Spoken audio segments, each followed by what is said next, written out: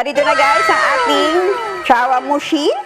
Ayan, titikman na natin guys. Hey guys! Welcome to MasterChe! Today, magluluto tayo ng custard dish. But before we start, please don't forget to like and subscribe.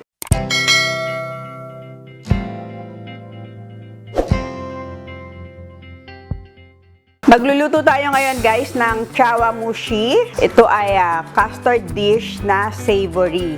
Yan, sobrang masarap to guys at madali lang. So meron tayo ditong 4 eggs. So ibibit lang natin siya.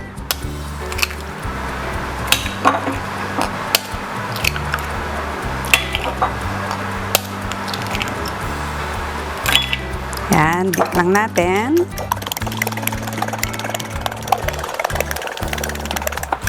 Yan, ngayon, kailangan natin siyang salain.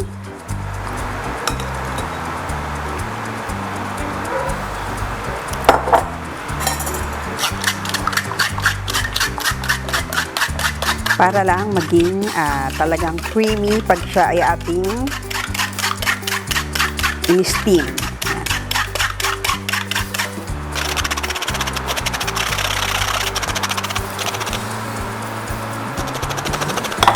Ayan guys, ngayon ilalagay na natin ang ating chicken stock.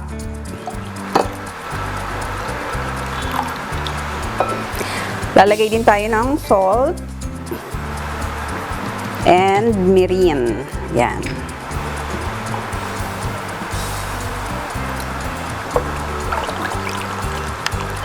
Yan, ngayon meron tayo ditong mga container na merong chicken na hinimay and mushrooms. Yan, ilagay na natin dito sa ating steamer.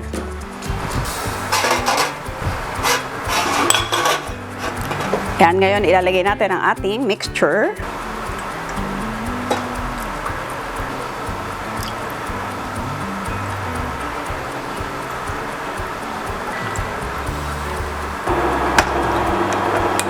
Yan, ngayon tatakpan muna natin at babalikan natin hanggang sa siya ay maluto. A few minutes later. Ayan, ngayon guys, check natin ang ating Chawanmushi. Ayan. Ngayon, ang gagawin lang natin ay magdadagdag tayo ng more toppings. Ayan, lalagay tayo ng green peas. Diba, ang cute-cute. And then, extra mushrooms.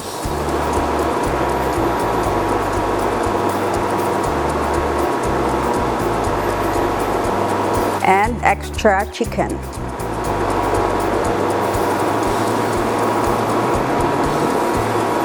Ayan, mga 2 to 3 minutes at tayo ay titikim na ng ating Chawanmushi.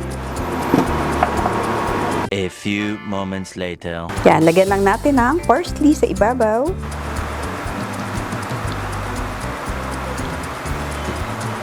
Narito na guys ang ating Chawanmushi.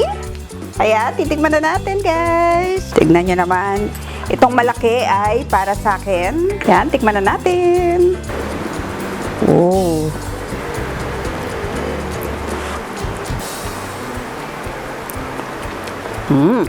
Sobrang creamy. Ang Chawanmushi guys ay usually eaten as a meal in a dish sa Japanese cuisine guys. Yan, kaya yung mga nagda-diet dyan, pwedeng-pwede to guys.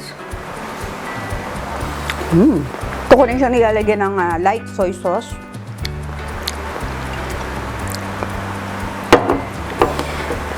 So yummy guys.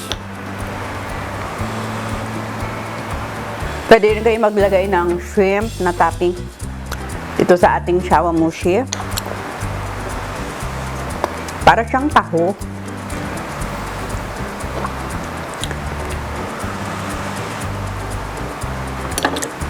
Yummy. Sana guys, nagustuhan ninyo ang ating Chawanmushi. Try this at home. Napakasimple lang at napakasarap. And please don't forget to like and subscribe and click the notification bell para every time may bagong video ay manonotify kayo. Thank you so much. See you again next week and God bless you all. Bye!